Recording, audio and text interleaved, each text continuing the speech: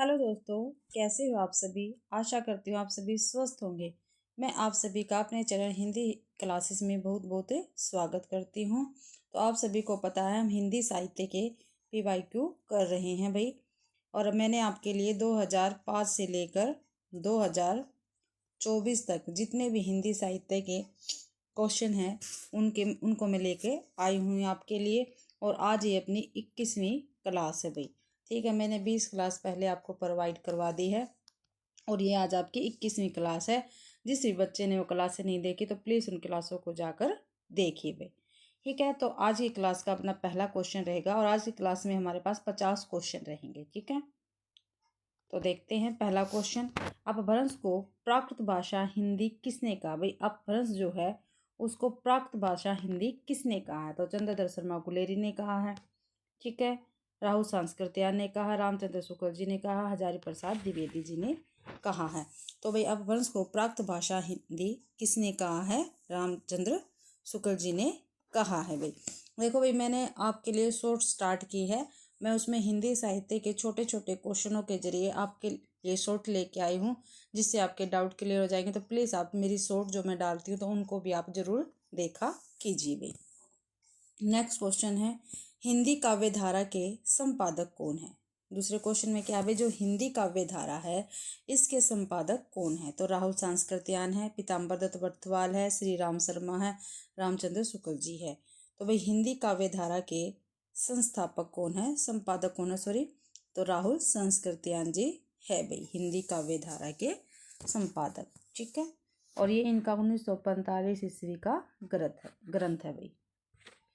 अगला है, पंक्ति दे रखी है, हबकी न बोली बा ठबकी न चली बा। क्या भाई, हबकी न बोली बा ठबकी न चली बा, धीरे धरी बा पाओ।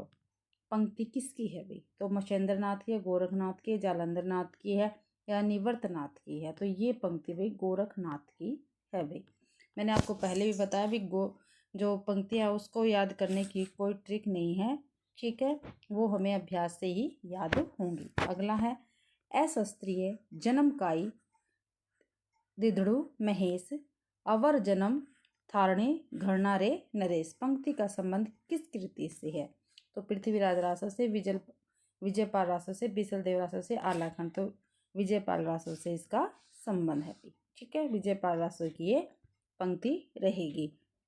और विशल देव रासो की सन कितना है, संवत 1200, सॉरी विक्रम संवत है 1212। ठीक है, अगला क्वेश्चन है अपना पांचवा, कबीर की उक्तियों में कहीं कहीं विलक्षण प्रभाव और चमत्कार है, यह कथन किसका। भी क्या कहा है, कबीर की उक्तियों में कहीं कहीं विलक्षण प्रभाव और चमत्कार है, यह कथन किसका है। तो रामचंद्र शुक्ल जी का, हजारी प्रसाद द्विवेदी का, धर्मवीर भारती का, श्याम सुंदर दास का है। तो रामचंद्र शुक्ल जी का ये कथन रहेगा भाई। अगला क्वेश्चन है, जय मुख देखा तई हंसा सुनीते ही आए आंसू। क्या भाई, जय मुख देखा तई हंसा सुनीते ही आए आंसू पंक्ति भक्ति काल के किस कवि के बारे में है भाई। तो कबीरदास के, जायसी के, सूरदास के या तुलसीदास के। तो ये जायसी के बारे में है भाई। अगला क्वेश्चन है,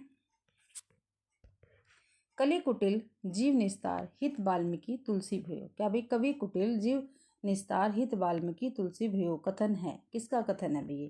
तो रामचंद्र दास का है, नाभा दास का, रघुवीर दास का है, हरिराम व्यास का है। तो भैया नाभा दास का कथन है, बी ऑप्शन अपना ठीक रहेगा। अगला क्वेश्चन है आठवां, अष्टचाप के संस्थापक इनमें से कौन है। तो कौन है भाई, देखते हैं। वल्लभाचार्य है, गोकुलनाथ है, विठलनाथ है, निम्बारकाचार्य है। तो भाई देखते हैं, तो इसके कौन है अष्टचाप के। मैंने काफ़ी बार आपको बता रखा है अष्टचाप की स्थापना कब हुई थी, 1565 ईस्वी में हुई थी भाई। ठीक है, इसमें 4 शिष्य तो वल्लभाचार्य के थे और 4 शिष्य विठल नाथ के थे भाई। ठीक है, तो भाई अष्टचाप के संस्थापक कौन है, तो विठलनाथ संस्थापक है भाई। विठलनाथ ने ही अष्टचाप की स्थापना की थी और विठलनाथ वल्लभाचार्य के पुत्र हैं। अगला क्वेश्चन है, खेती न किसान को भिखारी को न भीख बलि बलि बनिक को न बनिज न चाकर को चाकरी पंक्ति तुलसीदास की किस कविता से संबंधित है? रामचरितमानस कविता बलि, विनय पत्रिका या गीतावली? तो भाई ये नौवे का आंसर आएगा कवितावली, बी ऑप्शन अपना ठीक रहेगा। और ये शायद 12वीं क्लास में लगी हुई है, एनसीईआरटी में है ये, 12वीं या 11वीं में कवितावली लगी हुई है, उसमें ये सारी पंक्तियां दे रखी है। अगला क्वेश्चन है 10वां, जहांगीर जस चंद्रिका रचना किसकी है? जो जहांगीर जस चंद्रिका रचना है वो किसकी है भाई, ये हमें बताना है। तो केशवदास की है, मतीराम की है, भूषण की है या देव की है? ठीक है, तो भाई ये जहांगीर जस चंद्रिका रचना केशवदास की है। किसकी है? केशवदास की है। और केशवदास क्या है? हमारे रीतिकाल के कवि हैं। ठीक है, और इनके आश्रयदाता कौन थे? इंद्रजीत सिंह। कौन थे भाई? इंद्रजीत सिंह थे। अगला क्वेश्चन है 11वां, ब्रजभाषा हेत ब्रजवास ही न अनुमानो कथन रीतिकाल के किस कवि का? क्या भाई?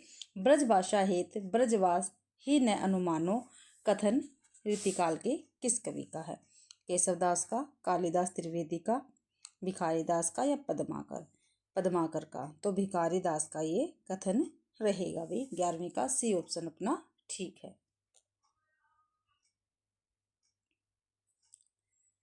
12वां क्वेश्चन है, देव की ध्वनि संवेदनशीलता समूचे रीतिकाल में अप्रीतम है। क्या भाई? देव की ध्वनि संवेदनशीलता समूचे रीतिकाल में अप्रीतम है कथन है, किसका कथन है भाई? ये नगेंद्र का है, विश्वनाथ प्रसाद मिश्र का है, बच्चन का है या रामस्वरूप चतुर्वेदी का है? तो डी ऑप्शन अपना ठीक रहेगा, ये कथन रामस्वरूप चतुर्वेदी का है भाई। देखो भाई, जो पेपर है ये, इसमें काफ़ी सारे कथन पूछे गए हैं, कहीं पंक्तियां हैं, कहीं कथन है। ठीक है, तो आप इनको अच्छी प्रकार से करना। 13वां क्वेश्चन है अपना, हिंदी के बारे में यह कथन किसका है कि रस्म रिवाज भाषा का दुनिया से उठ गया है? क्या भाई? रस्म रिवाज भाषा का दुनिया से उठ गया है। लल्लू लाल का, शदल मिसर का, इंशाअल्लाह खां का या मुंशी सदासुख का? तो ये कथन है भाई मुंशी सदासुख का कि रस्म रिवाज भाषा का दुनिया से उठ गया। 13वें का डी ऑप्शन अपना ठीक रहेगा।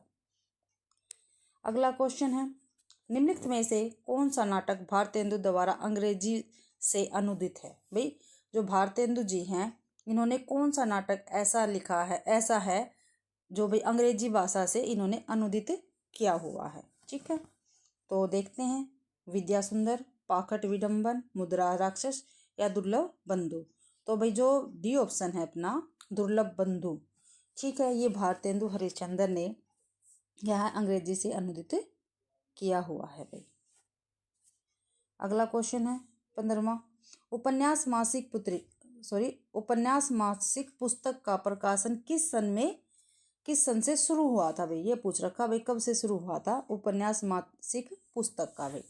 ठीक है, तो सन 1901 से, सन 1905 से, सन 1907 से या सन 1910 से?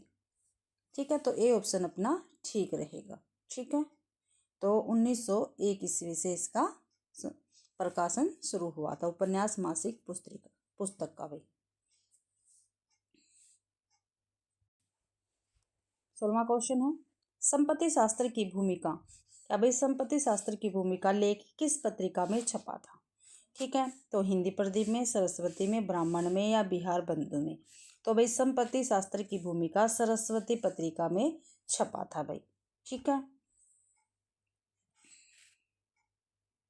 अगला क्वेश्चन है, भारत भारती लिखने में उर्दू के किस ग्रंथ की प्रेरणा थी? जो भारत भारती है वो लिखने में उर्दू का कौन सा ऐसा ग्रंथ है जिससे भी प्रेरणा मिली थी?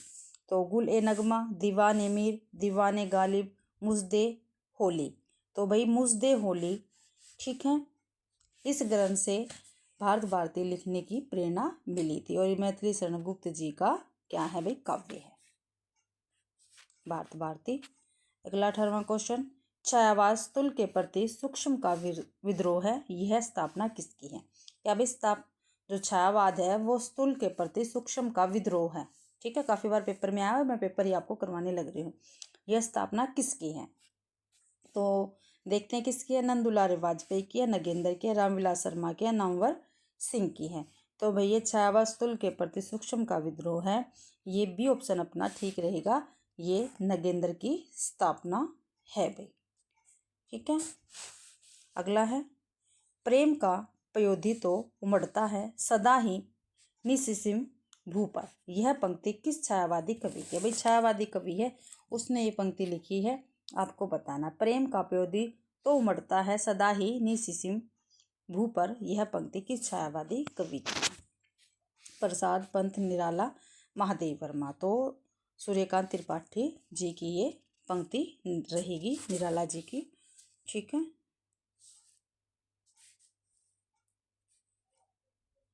अगला है 20वां क्वेश्चन, प्राचीन भारत के भाषा परिवार और हिंदी, क्या भाई प्राचीन भारत के भाषा परिवार और हिंदी किस आलोचक का ग्रंथ है? क्या भाई प्राचीन भारत के भाषा परिवार और हिंदी किस आलोचक का क्या है भाई ये ग्रंथ है? तो किसका है? रामविलास शर्मा का है, धीरेन्द्र शर्मा का है, राम कुमार वर्मा का, शिव कुमार मिश्र जी का। तो रामविलास शर्मा का ये आलोचक ग्रंथ है। ठीक है, और ये 1900 नहीं भाई, एक मिनट, नेक्स्ट ऑप्शन रहेगा अपना 21वां, नागार्जुन के उपन्यासों का सही अनुक्रम। भाई नागार्जुन जो है, इनके उपन्यास हैं, इनका क्या है, हमें सही अनुक्रम लगाना है। तो देखते हैं, बलचनामा, रतिनाथ की चाची, कुंभीपाक, वरुण के बेटे, ये सभी क्या है, नागार्जुन जी के उपन्यास है भाई। ठीक है, इनमें से सबसे पहले आएगा रतिनाथ की चाची। रतिनाथ की चाची 2 में है। ठीक है, ये 2 कट गए, बी और सी देखते हैं। रतिनाथ की चाची भाई 1948, कितना है 1948। बलचनामा है 1952। ठीक है, बलचनामा कितना है 1952। फिर इसके बाद आएगी इनकी नई पौध, फिर बाबा बटेश्वर नाथ, फिर दुख मोचन, फिर है वरुण के बेटे। मैं आपको बताने लग रही हूँ साथ के साथ, वरुण के बेटे 1957, और फिर है उग्रतारा, फिर है कुंभीपाक और पारो, कुंभीपाक। ठीक है, और पारो ये 1900, ये लास्ट का है इनका, ये भी 1958 या 1959 के आसपास की रचना है, यानी बी ऑप्शन अपना बिल्कुल ठीक रहेगा भाई। रतिनाथ की चाची, बलचनामा, वरुण के बेटे और कुंभीपाक, और पारो है ये भी। ठीक है, और पारो आएगा, कुंभीपाक लिखा हुआ है यहाँ पे, कुंभीपाक के बाद आएगा कुंभीपाक और पारो। ठीक है, पारो लास्ट में आएगा।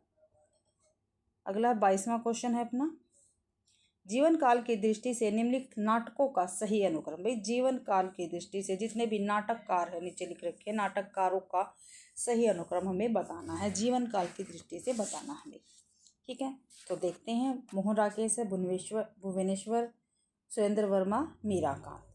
तो भाई देखो, सबसे पहले आएंगे भुवनेश्वर। ठीक है, फिर भी हम इनको 1925, भुवनेश्वर का 1910, सुरेंद्र वर्मा का 1941, मीराकांत का 1958।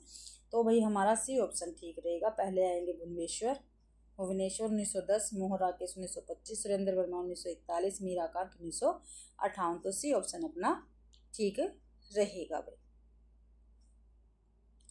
अगला क्वेश्चन है अपना, हिंदी के मार्क्सवादी आलोचकों का सही अनुक्रम। जो हिंदी के मार्क्सवादी आलोचक है, उनका हमें सही अनुक्रम लगाना है। तो देखते हैं क्या कुछ है, रामविलास शर्मा, शिवदान सिंह चौहान, नामवर सिंह, अमृत राय। तो देख लो भाई, ये मार्क्सवादी आलोचक है अपने हिंदी के। ठीक है, तो देखते हैं, रामविलास शर्मा का जन्म 1912 ईस्वी में हुआ था। ठीक है, और अमृत राय का जन्म हुआ था 1921 में, और नामवर सिंह का हुआ था 1927 में। ठीक है, और जो है भाई हमारे शिवदान सिंह चौहान, इनका समथिंग 1912 या 10 के लगभग इनका हुआ था। ठीक है, तो भाई देखो, पहले शिवदान सिंह चौहान आएंगे, फिर आएंगे रामविलास शर्मा, ठीक है, फिर आएंगे अमृत राय 1921, फिर नामवर सिंह 1927। तो डी ऑप्शन अपना ठीक रहेगा। अगला है भाई, निम्नलिखित आत्मकथाओं का सही क्रम बताना है, सही कालक्रम हमें बताना है, आत्मकथा दे रखी है इनका। तो देखते हैं, लगता नहीं है दिल मेरा कस्तूरी कुंडल बसे हाथ से सिकंजे का दर्द। तो पहला है लगता नहीं है दिल मेरा। तो हाँ भाई, हम कौन से क्वेश्चन पे थे? 24वें क्वेश्चन पे थे हम। तो क्या है, निम्नलिखित आत्मकथा का सही कालक्रम हमें बताना है। तो लगता नहीं है दिल मेरा कस्तूरी कुंडल बसे हाथ से सिकंजे का दर्द, अपना ए ऑप्शन ही ठीक रहेगा भाई। लगता नहीं है दिल मेरा, ये किसका है? कृष्णा अग्निहोत्री का क्या है, ये आत्मकथा है और 1997 की आत्मकथा है भाई। कस्तूरी कुंडल बसे ये है मैत्री पुष्पा की, और इसके दो भाग आए हैं, एक 2002 में और एक 2008 में, ठीक है। और जो हादसे हैं वो है रमणिका गुप्ता का है, 2005 का है। और सिकंजे का दर्द है सुशीला टाकफोरे का, ये 2011 का है। तो इसके अकॉर्डिंग अपना ए ऑप्शन बिल्कुल ठीक रहेगा 24वें क्वेश्चन का। अगला है, निम्नलिखित यात्रा वृत्तांतों का प्रकाशन की दृष्टि से सही अनुक्रम हमें बताना है, ठीक है। तो देखते हैं, पैरों में पंख बांधकर, मेरी तिब्बत यात्रा, एक बूंद सहसा उछली, चीड़ों पर जाने। देखो मेरी तिब्बत यात्रा किसकी है? राहुल सांस्कृत्यायन की है, ठीक है। और इन्होंने 1937 ईस्वी में इसको लिखा है, ये एक यात्रा वृत्तांत है भाई, ठीक है। फिर है पैरों में पंख बांधकर, ये है रामवीर बेनीपुरी की 1952 में भाई, ठीक है, यात्रा वृत्तांत है। एक बूंद सहसा उछली आगे का है, ठीक है, और ये 1960 का है। चीड़ों पर चांदनी निर्मल वर्मा का, ये 1964 में। तो अब देखते हैं मेरी तिब्बत यात्रा, देखो भाई दो में है, ये भी कट गया ये भी कट गया, इसमें से और इसमें से देखते हैं। फिर है पैरों में पंख बांधकर 1952, 1937 तिब्बत यात्रा 1952, ठीक है। फिर 1960, फिर चीड़ों पर चांदनी 1964। तो भी ऑप्शन अपना ठीक रहेगा भाई। 26वां क्वेश्चन है, निम्नलिखित संस्मरण कृतियों का सही कालक्रम अनुसार कौन सा है? संस्मरण है, ठीक है, इनको कालक्रमानुसार बताना है। हम हसमत, ठीक है, काशी का 80, तुम्हारा परसाई, लौट आओ धार। देखो भाई लौट आओ धार ये किसकी है? दूधनाथ सिंह का है, संस्मरण है, और ये 1995 का है, ठीक है। इसके बाद है तुम्हारा परसाई, ये है कांति कुमार जैन का, ये कांति कुमार जैन का और 2004 का है, ठीक है। देखो भाई अब मेरे को सबसे पहले वाला पता है और सबसे लास्ट वाला पता है, ठीक है। तो 1995 लौट आओ धार, ठीक है। फिर है तुम्हारा परसाई, देख लो, ये देखो 2004 में, ठीक है। अब दो ऑप्शन है, अब देखते हैं इसमें से कौन सा आएगा। और उसके बाद देखते हैं हम हसमत, ये कितना सोबती का है भाई, हम हसमत ये यहाँ पे आएगा, डी ऑप्शन अपना ठीक रहेगा भाई, ठीक है। क्योंकि कृष्णा सोबती क्या है, ये काशीनाथ सिंह से पहले की लेखिका है, इसलिए हम हसमत कई बार हम ऐसे भी कर लेते हैं भाई, ठीक है। डी ऑप्शन हमारा ठीक रहेगा। उपन्यास है, इनका सही कालक्रमानुसार बताना है, ठीक है। अब देखते हैं परीक्षा गुरु 1885 का है, और किसका है? लाला श्रीनिवास दास का भी 1885 ईस्वी, ठीक है। नूतन ब्रह्मचारी ये बालकृष्ण भट्ट का है, 1886 का है। निसहाय हिंदू 1890 का है। निसहाय हिंदू किसका है? राधा कृष्ण दास का है। और चंद्रकांता किसका है? देवकी नंदन खत्री का, लास्ट में चंद्रकांता आएगी, ए ऑप्शन अपना ठीक रहेगा भाई। अगला है निम्नलिखित संस्कृत आचार्यों का सही कालक्रमानुसार बताना भाई। तो देखते हैं, सबसे पहले आएगा इनमें से डंडी, ठीक है, डंडी दो में है, ये कट गए। तो देखते हैं डंडी छठी शताब्दी है, मम्मट 10वीं शताब्दी है, ठीक है। जयदेव 12वीं और विश्वनाथ 14वीं भाई, तो सी ऑप्शन अपना ठीक रहेगा। इसके बाद अपना 29वां क्वेश्चन रहेगा, निम्नलिखित पाश्चात्य विदों का सही कालक्रमानुसार बताना है। तो देखते हैं, पहले सबसे पहले आएगा स्वच्छंदतावाद, ठीक है। फिर मार्क्सवाद आएगा, फिर अस्तित्ववाद आएगा, फिर संरचनावाद आएगा। देखो भाई स्वच्छंदतावाद ये है 18वीं सदी का, और किसका? कोलरिज ने दिया था, ठीक है। मार्क्सवाद कार्ल मार्क्स का है। अस्तित्ववाद जापाल स्टार का है और संरचनावाद शश्यूर का है। किसका? शश्यूर का है भाई। तो अपना बी ऑप्शन ठीक रहेगा। अगला है निम्नलिखित हिंदी काव्य शास्त्री कृतियों का सही अनुक्रम हमें बताना है भाई। ठीक है, तो काव्य विवेक, भाषा भूषण, रसराज, काव्य विलास। तो भाई ये काव्य शास्त्रीय की पूछ रखी है, तो चिंतामणि सबसे पहले आएंगे। तो चिंतामणि का कौन सा? काव्य विवेक, पहला ही ऑप्शन ठीक है। फिर भाषा भूषण जसवंत का है, फिर मतीराम का रसराज है, फिर काव्य रसायन देव का है। तो ये ऑप्शन अपना ठीक रहेगा। आगे क्या है? मिलान करना है हमें, अलंकार और उनके वर्ग के साथ सुमेलित करना है। ठीक है, तो देखते हैं। उत्प्रेक्षा, सादृश्यमूलक, एका 3, वक्रोक्ति, गुणात, प्रीतिमूलक। ठीक है भाई, विशेषोक्ति, विरोध, गर्भ, श्लेष, ये है आपिम्य गर्भ। तो ए का 3, बी का 4, ए का 3 हो गया भाई, बी का 4 हो गया, सी ऑप्शन अपना ठीक रहेगा। 32वां क्वेश्चन है भाई अपना, निम्नलिखित विशेषताओं को उनके वादों के साथ सुमेलित करना। भाई जो वाद है उनके साथ हमें अपनी विशेषताओं को क्या है? मिलाना है। ठीक है, देखते हैं, थोड़ा छोटा कर लेते हैं भाई। सारे क्या है, ये सारे आ जाएंगे इसमें, ये दिखाई नहीं दे रहा। चलो मैं वैसे ही बता देती हूँ आपको।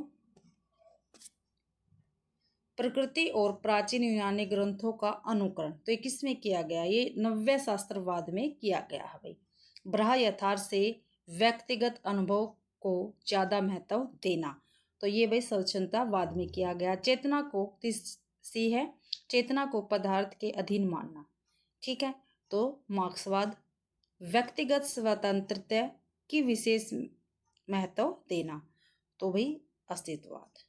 तो ए का 4 और भाई बी का 2, ए का 4 बी का 2, ए ऑप्शन अपना ठीक रहेगा। अगला क्वेश्चन, निम्नलिखित पत्रिकाओं को उनके संपादकों के साथ सुमेलित करना है। पत्रिका दे रखे और संपादकों के साथ क्या करना है? सुमेलित करना है। देखते हैं। भारतेंदु हरिश्चंद्र, ठीक है, इनकी कौन सी है? बाला बोधनी। कौन सी है भाई? बाला बोधनी।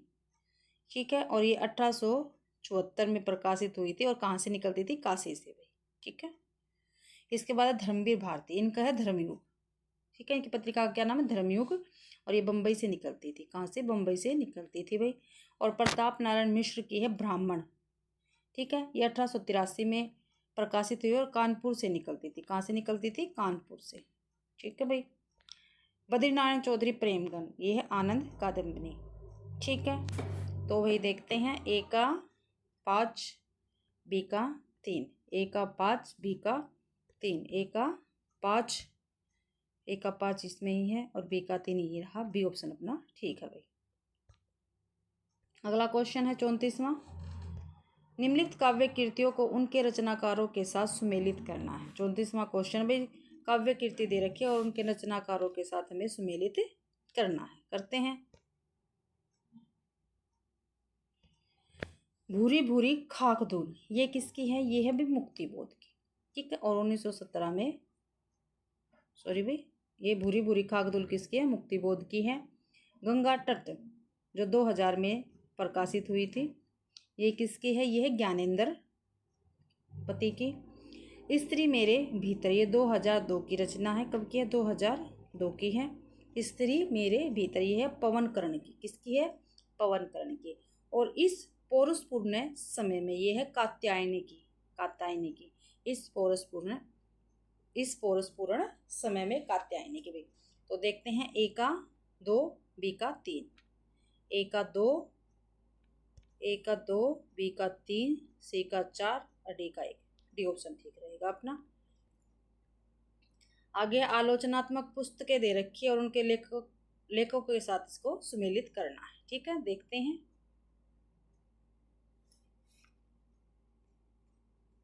पैंतीसवां क्वेश्चन रहेगा अपना, कविता के नए प्रतिमान, ये है नामवर सिंह का।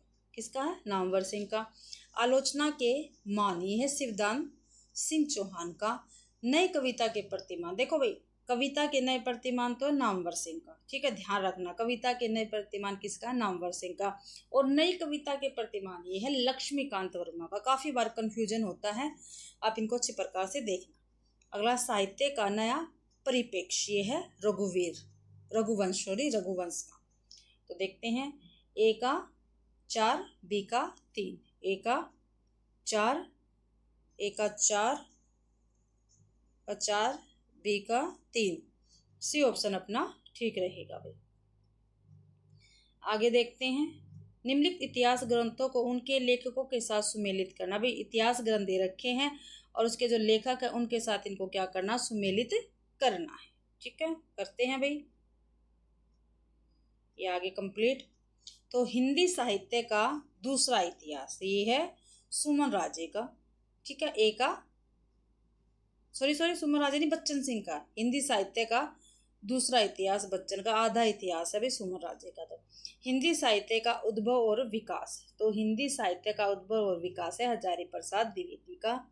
हिंदी साहित्य का आलोचनात्मक इतिहास राम कुमार वर्मा का है भाई। हिंदी साहित्य का आधा इतिहास अब है सुमन राजे का भाई, ठीक है भाई। तो देखते हैं, ए का 4 हो गया और बी का 1, ए का 4 2 में है, यहाँ भी, और बी का 1 ये रहा भाई, सी ऑप्शन अपना ठीक रहेगा। 37वां क्वेश्चन दे रखा, निबंध संग्रह को उनके लेखकों के साथ सुमेलित करना है, करते हैं भाई। तो त्रिशंकु ये किसका है? अग्गे का है। निबंध है ये त्रिशंकु अग्गे का है। ठेले पर हिमालय धर्मवीर भारती। कस्तूरी मृग यह है शिव प्रसाद सिंह का। शब्द और स्मृति ये है निर्मल वर्मा का, ठीक है भाई। तो ए का 4, बी का 3, ए का 4, बी का 3 और सी का 2, डी ऑप्शन अपना ठीक रहेगा, ठीक है। अगला है नाटककार दे रखे हैं और नाटक कृतियों के साथ सुमेलित करना है, देखते हैं। मीराकांत इनका है इहा मृग। कुसुम कुमार इनका कौन सा? दिल्ली ऊंचा सुनती है क्या भाई? दिल्ली ऊंचा सुनती है, कुसुम कुमार क्या है ये नाटक। मृणाल पांडे का कौन सा है भाई? जो राम रची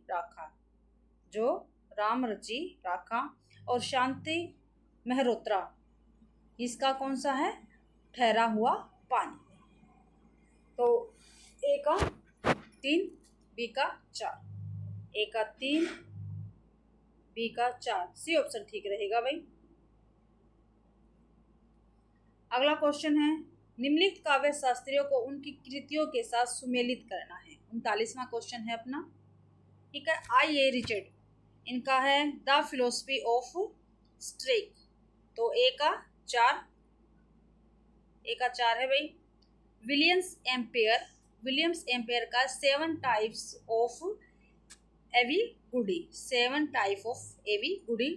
तो बी का 1।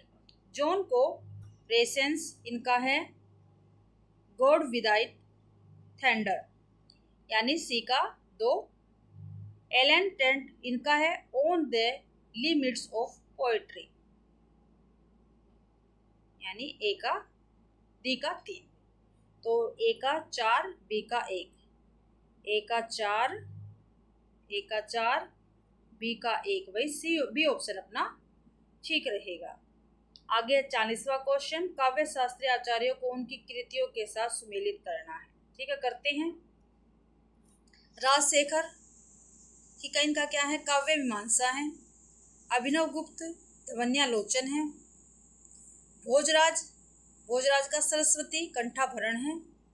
रामचंद्र गुणचंद्र का है नाट्य दर्पण।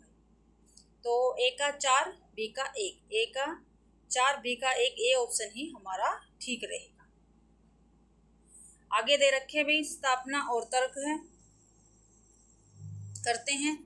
शाश्वत चेतना जब सज्ञान को मूल चारुत्व में ग्रहण करती है तब काव्य का सर्जन होता है। तो क्या होता है? अभी काव्य का सर्जन होता है, ठीक है, क्योंकि काव्य में सिर्फ श्रेय अपेक्षित है, न कि चारुत्व। ये क्या है? गलत है। इसमें क्या है? दोनों अपेक्षित होते हैं, श्रेय भी और चारुत्व भी, ठीक है। तो ए सही है, आर गलत है, बी ऑप्शन अपना ठीक रहेगा भाई। 42वां क्वेश्चन है, स्थापना रस तथा स्थायी भाव से विलक्षण होता है। क्या भाई? रस जो है स्थायी भाव से विलक्षण होता है, ठीक है। क्यों होता है? क्योंकि रस स्मृति, अनुमान और लौकिक अनुभव से परे है। नहीं भाई, परे नहीं होता, सापेक्ष होता है। क्या होता है? सापेक्ष होता है। तो भाई ए ठीक है और आर गलत है, यानी बी ऑप्शन अपना ठीक रहेगा। अगला है 43वां क्वेश्चन, स्थापना है शूद्र भाव के विवेचन द्वारा त्रासदी नैतिक प्रभाव उत्पन्न करती है, ठीक है। क्या है भाई? शूद्र भाव के विवेचन द्वारा त्रासदी नैतिक भाव उत्पन्न करती है। तो ठीक है भाई, ये ठीक है आपका तर्क, क्योंकि नैतिक प्रभाव उत्पन्न करने के लिए किसी भाव की जरूरत नहीं है। ये क्या है? गलत है, क्योंकि भाव की तो हमेशा जरूरत होती है। तो ए सही है, आर गलत है, सी ऑप्शन अपना ठीक रहेगा। अगला 44वां क्वेश्चन, स्थापना है रसात्मक वाक्य ही काव्य है। क्या भी? रसात्मक वाक्य ही काव्य है, ठीक है, क्योंकि हर वाक्य रसात्मक होता है, इसलिए वह काव्य कहलाने के योग्य होता है। ये क्या है? गलत है, ए सही है, आर गलत है भाई। अगला क्वेश्चन है, स्थापना आगे भी अपना 45 से ये भी आगे 46 से लेके 50 तक हमारा एक अवतरण है, इसको हम पढ़ेंगे, उसके बाद हम अपने क्वेश्चन आंसर करते हैं भाई। तो भूमंडलीकरण के नाम पर अब समाजवादी व्यवस्था और इसकी उपभोक्तावादी संस्कृति को संसार के उन हिस्सों पर लादने का प्रयास कर रहा है जहां अभी तक पारंपरिक या गैर पूंजीवादी व्यवस्थाएं थी। अपने हित की रक्षा में अपने चरित्र के कारण पूंजीवाद कहीं भी अनियोजित विकास ही करता है। इससे क्षेत्रीय विषमताएं उभरती है और यहाँ भी इसका पैर पड़ता है। वहाँ संपन्नता और विपन्नता के समूह का विभाजन होता है। इससे हर जगह आंचलिक या समूह के बीच संघर्ष उभरते हैं। छोटी खेती और किसान का अस्तित्व समाप्त होने लगता है और विशाल पैमाने पर बेरोजगारी फैलने लगती है। विशाल पूंजीवादी फार्मों का विकास होता है। इसमें अनेक नई जैविक तकनीकों का बड़े पैमाने पर प्रयोग होता है और इससे समृद्ध बीज और रसायन उत्पादन करने वाली बहुराष्ट्रीय कंपनियों का विस्तार होता है। व्यापार के अंतर्राष्ट्रीय पैमाने के साथ साथ विनिमय की गति को तेज करना जरूरी होता है। ठीक है भाई, देखो हमारे यहाँ पे थोड़ा शोर हो रहा है क्योंकि यहाँ पे करेंट चल रही है, तो प्लीज आप एडजस्ट करना। मैं काफी जोर जोर से बोल रही हूँ, आप इसको ध्यान से सुनना। इससे नए संचार माध्यमों का बड़े पैमाने पर विकास होता है। तत्काल इंटरनेट से ई कॉमर्स की ओर संक्रमण इसी प्रक्रिया का परिणाम है। हालांकि इससे यह भ्रम पैदा होता है कि संसार के लोग जुड़े रहे और संसार एक वैश्विक गांव बन गया है, परंतु वास्तव में इससे सिर्फ संसार का एक संपन्न वर्ग ही अपनी व्यापारिक या व्यावसायिक हितों के लिए एक दूसरे से जुड़ता है। प्रत्येक क्षेत्र और देश में नए संचार माध्यमों से संचार से जुड़े समूह अपने ही आसपास के बहुसंख्यक वंचित समूह से पूरी तरह कट जाते हैं। संसार का एक नया विभाजन सूचना समृद्ध और सूचना से वंचितों के बीच होता है भाई। तो इसके क्वेश्चन करते हैं अब हम। तो 46वां क्वेश्चन है, भूमंडलीकरण किस प्रकार की संस्कृति को लादने का प्रयास करता है। जो भूमंडलीकरण है वो किस प्रकार की संस्कृति को लादने का प्रयास करता है। तो भाई नस्लवादी, क्रमवादी संस्कृति, मानवतावादी या उपभोक्तावादी संस्कृति को लादने का प्रयास करता है। डी ऑप्शन अपना ठीक रहेगा। पूंजीवाद से किस प्रकार का विकास होता है। सुनियोजित, अनियोजित, स्थानीय या राष्ट्रीय। तो भाई अनियोजित क्या है, पूंजीवाद से पूंजीवाद का विकास होता है अनियोजित तरीके से। अगला है 48वां क्वेश्चन, ई कॉमर्स के विकास की सुविधा सबसे ज्यादा होती है। जो ई कॉमर्स है उसके विकास की सबसे ज़्यादा कहाँ होती है, तो बहुराष्ट्रीय कंपनी व्यवस्था में होती है भाई। ए ऑप्शन अपना बिल्कुल ठीक रहेगा।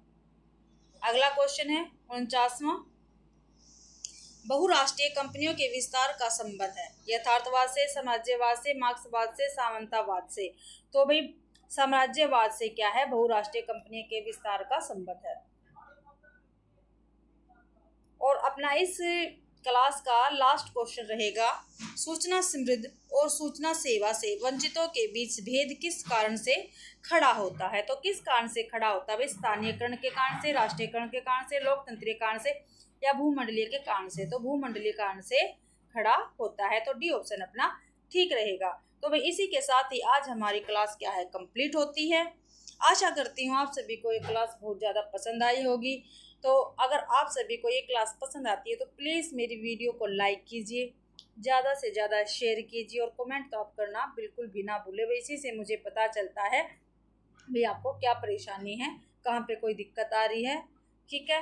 और अगर आपका किसी का भी कोई सवाल है तो प्लीज़ आप मुझे कमेंट में पूछ लेना, मैं उसका आंसर ज़रूर से ज़रूर दूंगी मेरी क्लास देखने। और हाँ भाई एक बात, उसको सब्सक्राइब जरूर किया करो। आप क्लास देख लेते हो लेकिन चैनल को सब्सक्राइब नहीं करते, ठीक है। तो आप सभी का मेरी क्लास देखने के लिए बहुत बहुत धन्यवाद।